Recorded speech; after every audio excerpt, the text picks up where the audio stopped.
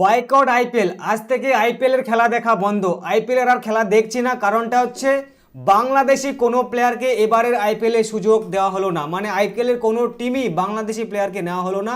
বাংলাদেশের কোনো প্লেয়ার না থাকায় আইপিএল আর খেলা দেখছি না, আইপিএলকে বয়কট করলাম। আর এমনটা কারা বলছে? এমনটা বলছে কিছু সংখ্যক বাংলাদেশি মানুষ।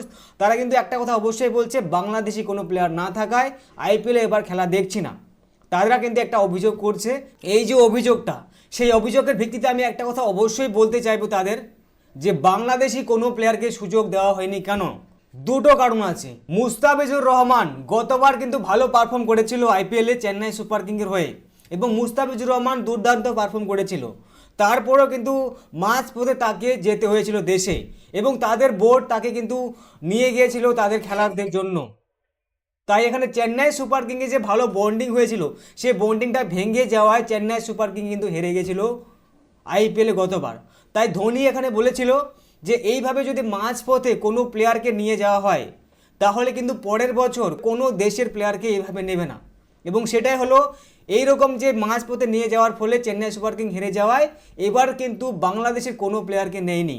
কেননা বাংলাদেশের যে ম্যানেজমেন্ট, বাংলাদেশের যে বোর্ড, সেই বোর্ডটা কিন্তু ভালো কাজ করছিল না। তাই এবারে কোনো আইপিএলে সুযোগ পায়নি কোনো বাংলাদেশি প্লেয়ার। 2 কোটি টাকা হওয়ার পরেও মুস্তাফিজুর রহমানকে কেউ নিল না, আনসল্ট হয়ে গেল।